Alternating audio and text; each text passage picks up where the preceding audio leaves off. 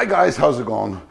In today's video we're going to have a little bit of fun as we reflect more forensically on last week's event with a little more rationale than we've been subjected to by our political lords and masters. Now, unless you've been living on a rock somewhere among the rings of Saturn, you will know of the Patterson affair, okay? But what should also alarm you is that one of those ministers that had been rolled out to the media brigade by Boris to give him some help was himself caught up in a £600,000 consultancy service, debacle for a company in Iraq whose oil fields had miraculously identified by the government at exactly the right time, at exactly the right place, where British forces should be garrisoned. At a time of the payment, that oil field came under the protection of the British Army. But more on that later.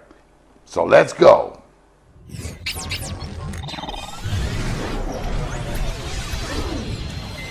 Good Lord, didn't anybody here subscribe?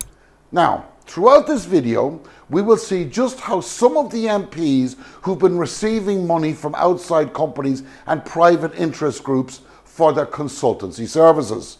Now, much is said about the average salary of $82,000 per year. I want to stop that BS right now. This figure of MPs' salaries should not be confused with that of MPs' incomes. That is an entirely different figure. Example, even if an MP holds the seat for just 1 year before Parliament is resolved and they fail to be re-elected, that MP will get a severance pay of 50% of their annual salaries, of which $30,000 is tax-free. Okay? What also needs to be considered here is the receipted expenses for office running costs, staffing costs, travel for staff, centrally purchased stationery, whatever the hell that means, postage costs, central IT costs, communications allowance, and the list goes on and on and on, many of which no longer apply because everything's done electronically.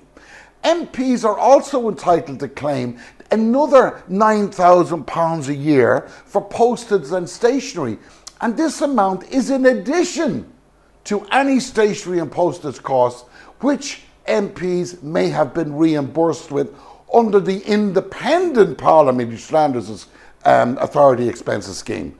Remarkably, during the COVID-19 pandemic, MPs were able to claim an additional expense of up to £10,000 to support the costs of them and their staff working from home.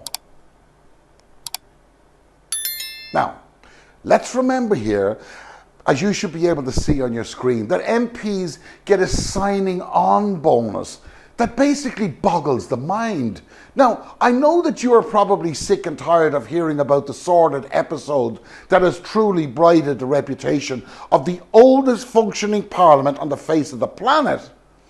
But not since Cromwell's body was exhumed by Charles II, only to be hung again and beheaded, has the British public witnessed such a complete and utter farce.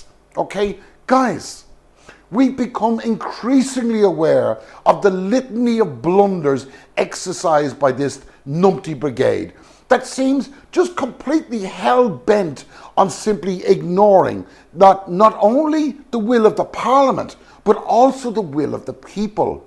We've seen this government under Boris Johnson with his aide-de-camp Jacob Rees-Mogg try time and time again to justify the usurping of hundreds of years of tradition, along with demonstrating clearly and unambiguously that neither they nor their front bench, and I mean the entire front bench, have the ability, have the will, or even the aspirations of being adept at separating truth from lies.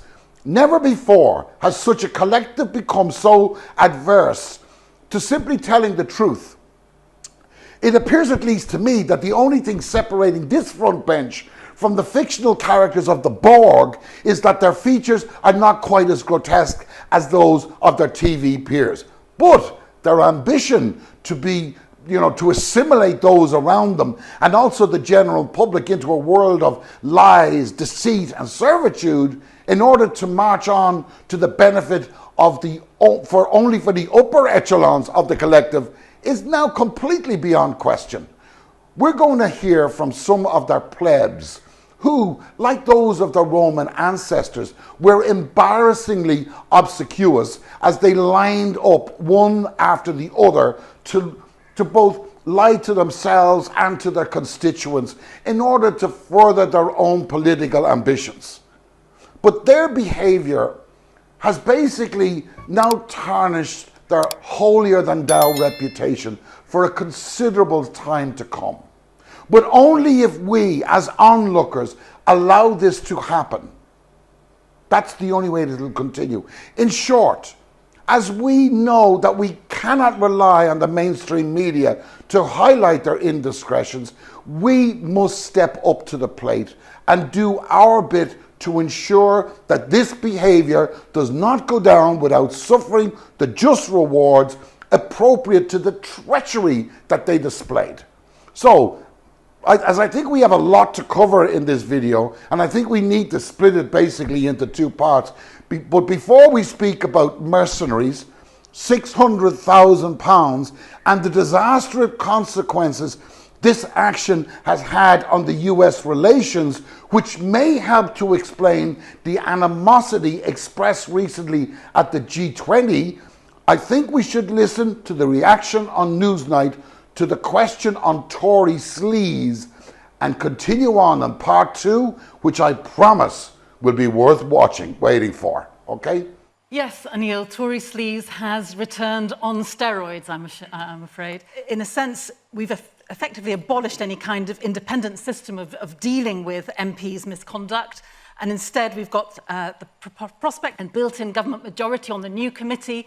You can't just go around changing the rules when you don't like them, and that's exactly what this Prime Minister is doing. And it goes much wider. This is a Prime Minister who cares nothing for parliamentary standards or for decency or for the rule of law. And we've seen him do something similar when he simply prorogued Parliament, when he didn't like what Parliament was doing over Brexit.